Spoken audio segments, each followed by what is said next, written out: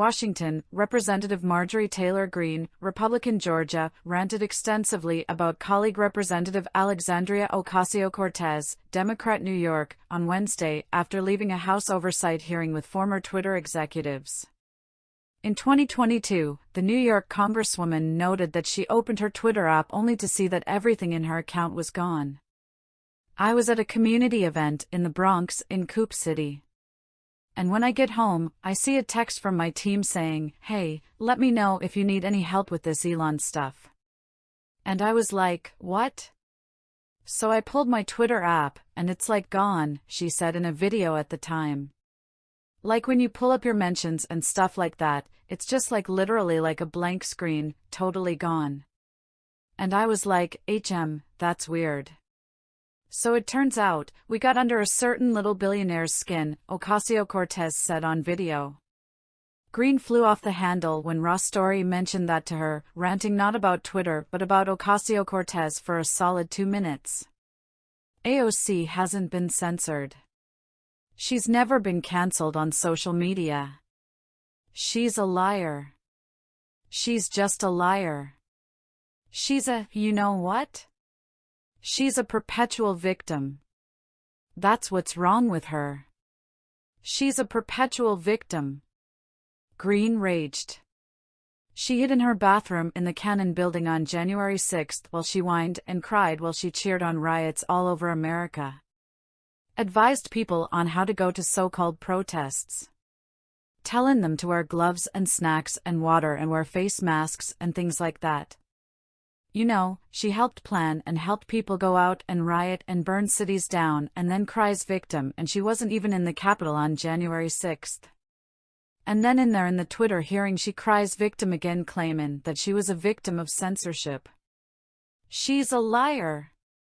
Greene spent most of the State of the Union address shouting "liar" and "you're a liar" at President Joe Biden as well. When Ross Story spoke to Ocasio-Cortez, she explained that the idea that Twitter is singling out conservatives is laughable. "If anything, it's the opposite," she said. "This whole hearing was just a waste. And I didn't even, I'm not sure what my colleagues on the other side of the aisle intend to accomplish with it." When asked about what information they were able to uncover in the hearing, Greene claimed that the Twitter executives revealed that they were coordinating with the Department of Homeland Security during the 2020 election over the Hunter Biden tweets. "We learned a lot. That was one of the biggest stories of during the 2020 election, and it was completely suppressed. And that many in Twitter and those executives coordinated with DHS and our intelligence agencies to do it. I mean, that is literally what we are learning. And it's still going on," said Greene. If Homeland Security and government intelligence coordinated with Twitter during the 2020 election, it would mean that those were the people working for Donald Trump's administration.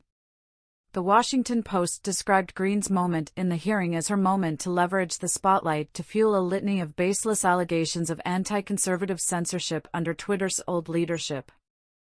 Meanwhile, Twitter whistleblower Anika Collier-Navaroli testified that the company changed policies to try and help Trump attack for liberal congresswomen in the squad. Trump attacked them in 2019, saying that they should go back to the crime-infested places from which they came. The term "go back" are often used by racists to tell people to leave their country. Twitter banned such attacks on immigrants, but that language is allowed now under Twitter CEO Elon Musk, who is an immigrant from South Africa. Twitter executives also testified that the New York FBI had no involvement in blocking the New York Post story about Hunter Biden. Twitter's former safety chief Yoel Roth testified that at no point did the FBI tell the company that the laptop was hacked or confirm its legitimacy.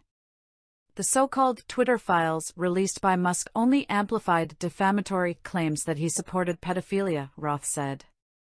This lie led directly to a wave of homophobic and anti-Semitic attacks against me, of which Twitter has removed vanishingly little, Roth testified.